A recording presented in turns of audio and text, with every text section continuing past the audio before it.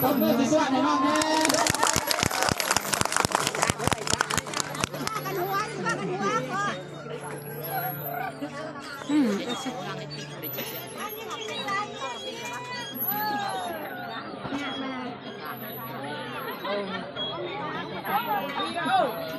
ไม่อ่อนไม่อ่อน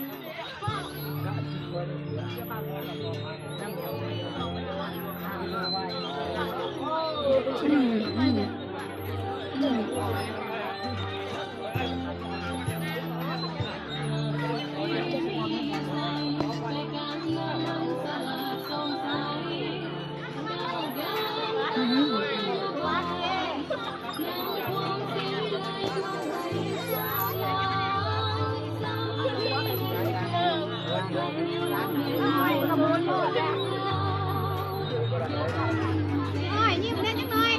ยิ้มนะคะเด้อเอาหน่อยจะทำม้วนยิ้มเล่นดิ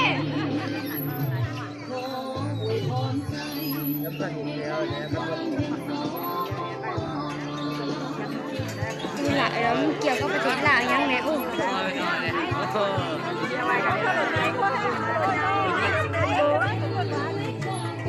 มีบุญมีสินกับพ่อเอาก่อนแน่แล้วเขาจะพี่ผู้มาเสนอทานกับหัวเลย